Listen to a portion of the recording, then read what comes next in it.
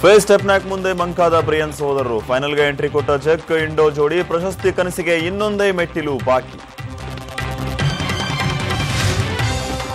ಕೇದಾರ್ ಕಣಿವೆ ಪ್ರದೇಶದಲ್ಲಿ 64 ಶವಗಳು ಪತ್ತೆ. ಉತ್ತರಾಖಂಡ ಪ್ರವಾಹದ ವೇಳೆ ಮೃತಪಟ್ಟಿರುವ ಶಂಕೆ. ಎನ್ಡಿಆರ್ಎಫ್ ಸಿಬ್ಬಂದಿಯಿಂದ ಮತ್ತಷ್ಟು ಪ್ರದೇಶಗಳಲ್ಲಿ ಶೋಧ.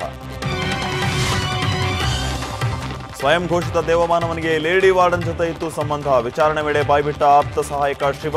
ಆಸಾರಾಂಗೆ ಹುಡುಗಿಯರನ್ನ ಪೂರೈಸುತ್ತಿದ್ದ ಪಾಪಿ warden. Some time in early ಖ್ಯಾತಿಯ ಲೇಖಕಿ ನಿಲ್ಲ. ತಾಲಿಬಾನ್ ಉಗ್ರರ ಗುಂಡಿಗೆ ಸುಷ್ಮಿತಾ ಬ್ಯಾನರ್ಜಿ ಬಲಿ. ಮನೆ ಮುಂದೆಯೇ ಗುಂಡಿಕ್ಕಿ ಕೊಂದ ದುಷ್ಕರ್ಮಿಗಳು. ಜ್ಞಾನಭಾರತಿ ಆವರಣದಲ್ಲಿ ನಡೆದ ಸಾಮೂಹಿಕ ಅತ್ಯಾಚಾರ ಪ್ರಕರಣ. ತಪ್ಪಿತಸ್ಥರಿಗೆ ಇವತ್ತು ಶಿಕ್ಷೆಯ ಪ್ರಮಾಣ ಪ್ರಕಟ. ತೀರ್ಪು ನೀಡಲಿರುವ ಬೆಂಗಳೂರು 5ನೇ ತ್ವರಿತಗತಿ ನ್ಯಾಯಾಲಯ. ಅರುಣೋದಯ ಸುದ್ದಿಗೆ ಸ್ವಾಗತ. ನಾನು ಶ್ರೀಪಾದ್ ಪಾಟೀಲ್. ಬಾಲಕಿಗೆ ಲೈಂಗಿಕ ಕಿರುಕುಳ ನೀಡಿ ಈಗ ಜೈಲಲ್ಲಿ ಕಂಬಿ ಎಣಿಸುತ್ತಿರುವ ಸ್ವಯಂ ಘೋಷಿತ ದೇವಮಾನವ ಆಸಾರಾಂ ಬಾಪು ವಿರುದ್ಧ ಮತ್ತೊಂದು ಆರೋಪ ಕೇಳಿಬಂದಿದೆ.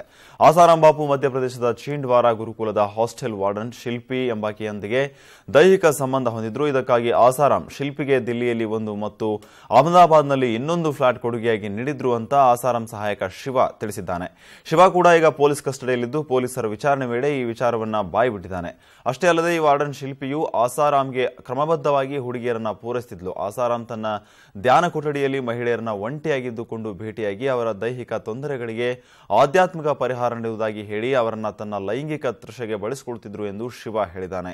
ಆಸಾರಾಂ ಬಂಧನಕ್ಕೆ ಕಾರಣವಾಗಿದ್ದ 16ರ ಹರೆಯದ ಬಾಲಕಿ ಪೋಷಕರಿಗೆ ಬಾಲಕಿಯನ್ನ ದುಷ್ಟಶಕ್ತಿಯು ಹಿಡಿದುಕೊಂಡಿದೆ ಅಂತ ಅದನ್ನ ಬಿಡಿಸಲು ಆಸಾರಾಂ ಬಳಿ ಕರೆದುಕೊಂಡು ಹೋಗಬೇಕು ಅಂತ ಸುಳ್ಳು ಹೇಳಿ ಕರೆದುಕೊಂಡು ಬರಲಾಗಿತ್ತು ಅಂತಾನೂ ಶಿವ ಪೊಲೀಸರಿಗೆ ವಿಚಾರಣೆ ವೇಳೆ ಬಾಯ್ಬಿಟ್ಟಿದ್ದಾನೆ.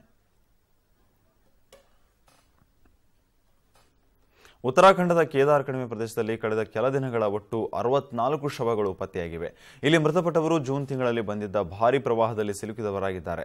ಪ್ರವಾಹದಿಂದ ಪಾರಾಗಲು ಜನ ಬೆಟ್ಟ ಹತ್ತಿ ಕುಳಿತಿದ್ದಿರಬಹುದು. ಬಳಿಕ ಕೊರೆಯುವ ಚಳಿಗೆ ಅವರು ಸಾವನ್ನಪ್ಪಿರಬಹುದು ಅಂತ ಐಜಿ ಮೀನಾ ಆರ್ಎಸ್ ತಿಳಿಸಿದ್ದಾರೆ. ಕೇದಾರನಾಥ ಮತ್ತು ರಾಂಬಳ ಪ್ರದೇಶಗಳಲ್ಲಿ 2 ದಿನಗಳ ಅವಧಿಯಲ್ಲಿ ಒಟ್ಟು 64 ಶವಗಳು ಪತ್ತೆಯಾಗಿದ್ದು ಅವುಗಳನ್ನು ದಹಿಸಲಾಗಿದೆ. ಸತತ ಮಳೆಯಿಂದಾಗಿ ಇಲ್ಲಿಯವರೆಗೆ ಕಣಿವೆ ಪ್ರದೇಶಗಳಲ್ಲಿ ಶವಗಳ ಹುಡುಕಾಟ ನಡೆಸಿರಲಿಲ್ಲ. ಆದರೆ ಈಗ ಮಳೆ ನಿಂತಿರುವುದರಿಂದ ಮತ್ತೆ ಶವಗಳ ಹುಡುಕಾಟ ಪುನರಾರಂಭಿಸಲಾಗಿದೆ.